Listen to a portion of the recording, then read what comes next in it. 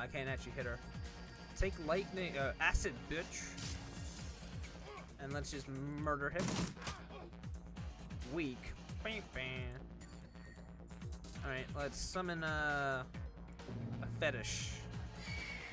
Ooh, got like a little bird? Birdman? That missed. It missed its first attack. Good. 64% chance of the guy next to me. Let's just shoot that dude then. And I missed a 90% chance. Because of course I do. Should probably be running at this point.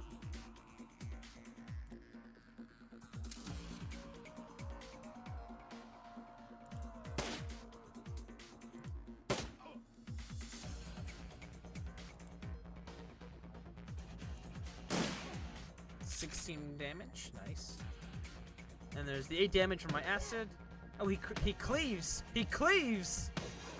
He cleaves.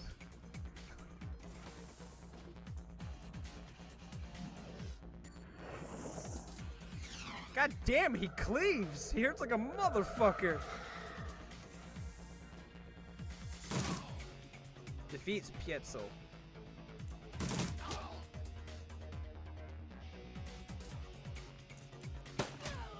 Ooh, one-shotted, bitch. Alright, get him 3 AP. Let's walk over here and bitch slap the good doctor twice. 50%? 50%? You missed twice! God!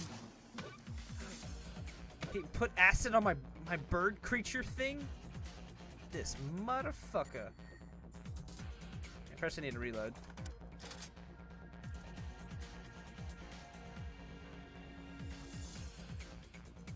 I need to heal Morgana. 3 health. Wait.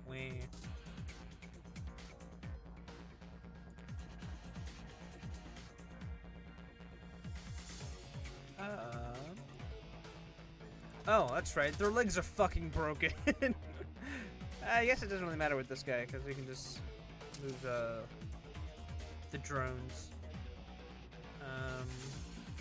For some reason, which isn't showing me.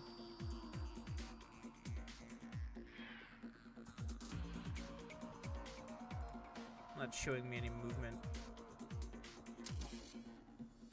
There we go.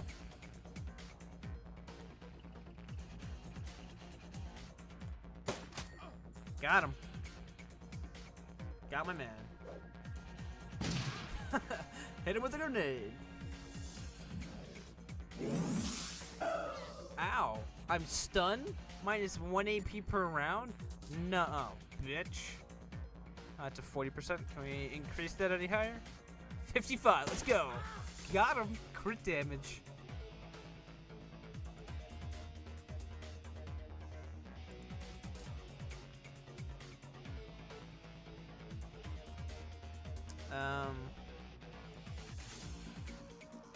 Looks like my guy can still move here. Nice.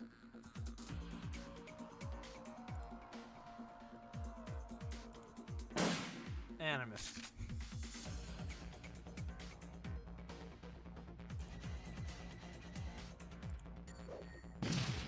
And I missed.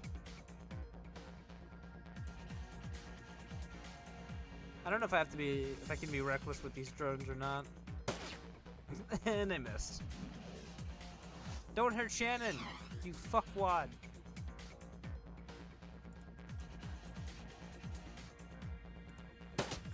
Got him.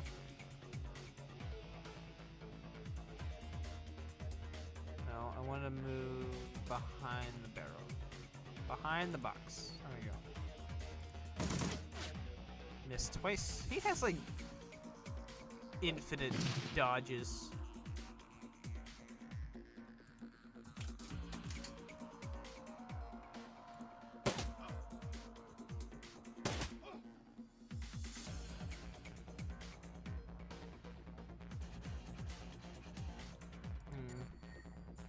Can I hit him with lightning bolt?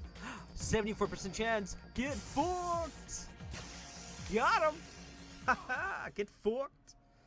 From downtown. Boom shakalaka. His dying words. Holmes drops to the ground, the light in his eyes fading fast. But something keeps the shriveled husk of his soul stuck to his mortal coil for a few moments more. Oh, to this small. Okay, fuck it. This is a place of broken things. I remake them. She asked me to remake her. He manages one more laugh, his glazed eyes rolling towards the workbench across the way. She was playing both of us. Action points upgraded. Your experience has increased your ability to operate in dangerous situations. Then, with the final bloody whimper, the Emerald City Ripper breathes his last. Can we just, like, mention the fact that there's, like, a shamanistic, demonic altar in the middle of the room?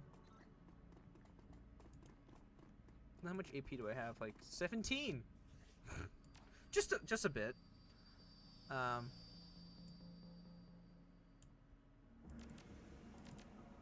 And now we have 4. Buy 2 things, get 4.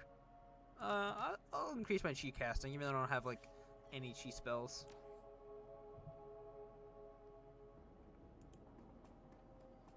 Alright.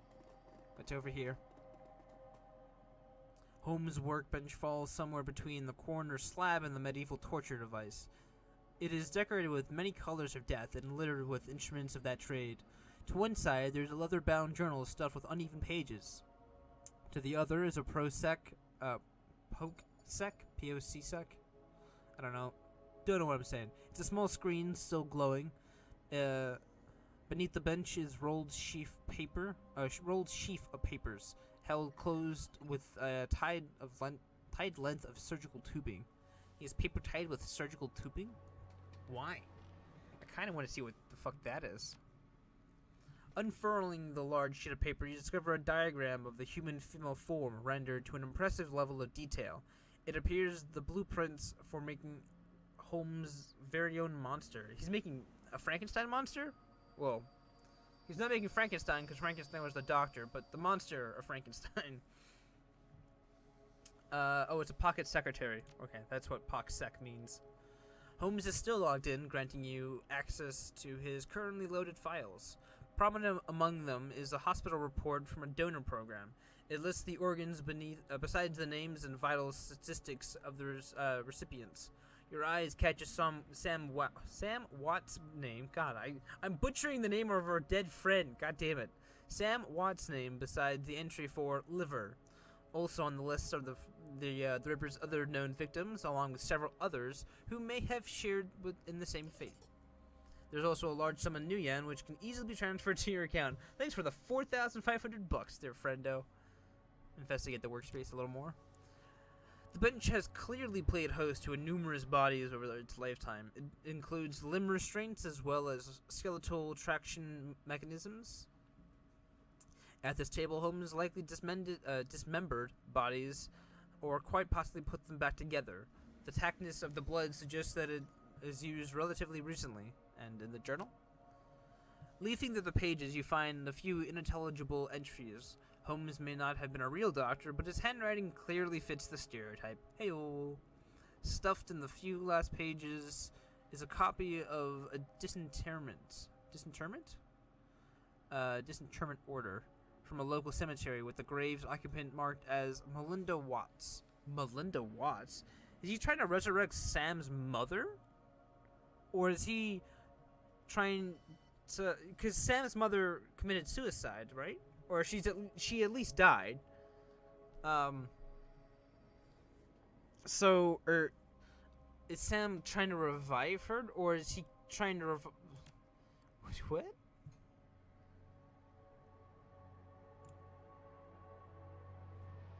I already touched the workbench, thank you. I touched the workbench, okay. I don't need to do it again. Do fucking what? Male Bunraku. His chip slot is still fresh. The open wound pink and wet with lurid. There you go. I was like, and lubricant? What? His voice drips innuendo, but his eyes say nobody's home. Hello. Well, hello there. Did you come and play? No thanks. I just want to know what's going on. Forget him. I'll tell you everything you want. I'll do anything you want. I'll be your little playmate. Buy your name. I'll be your little playmate. By her name. She's assembled in a standard config. A face of a schoolgirl, body of a stripper. Alright. Even though I talked to the male and I'm getting the female. You need some thick beer goggles to miss the work she's had done. And the male? The puppet stares blankly at you. I'll be your playmate. Persona chip. Ooh, hold on. Erases Holmes' programming. His eyes focus and his hands raises slowly to touch his head wound. The fingers come across wet and sticky. Panic twitches at the corner of his mouth as he surveys the room. First you, then the girl, then down to his own body, which is no longer his. Sweet Jesus, what did he do? What am I? He begins weeping, his body racked in inconsolable, heavy sobs. We gotta save the girl at least? Or are we just fine that she's got the face of a schoolgirl and the body of a stripper? I guess so. Yeah, she's fine. Whatever. Holy fuck, this goes deep. I love how this is like, it's got a little mat and everything. It's like, yeah, it's a little play date over here. These guys don't get a mat. They get laundry. Although that guy gets a shower.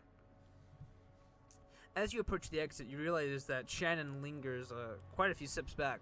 Looking back, you see that as she is half turned, looking pensively toward the horror show of Holmes' lab. Finally feeling your eyes on her, she faces you and raises her head in a proud, almost defiant manner. We've done much good here tonight. We have removed 2 vile creatures from this world, and so ended a growing shadow they cast upon the city. Our paths crossed and joined, and we did this thing together. But now, here, our path must divide.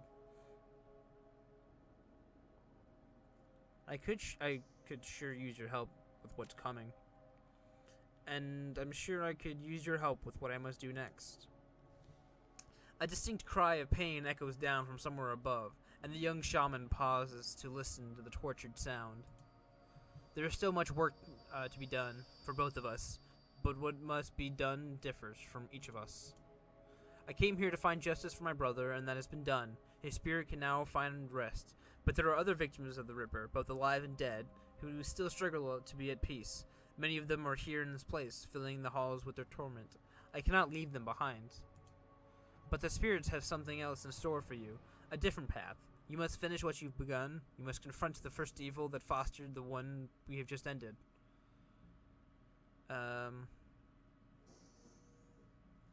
There's no way I can change your mind? I'm afraid not, but thank you. Because of you, my brother's killer was met with swift justice, and the justice of the only sort such a man as Holmes deserved, death. I will now set to the task of healing those who have left behind, or for those he has left behind. For every madman we faced here tonight, there are a dozen innocent souls crying out in need. The spirits of the spirits of the departed will also need help in passing, or else I fear they may become like those we met in the hangar. They all deserve my help. And Lone Star, they can't be far behind. When they enter the back room there, they will have no thoughts other than thoughts of promotion. It's like she knows the detective that's coming.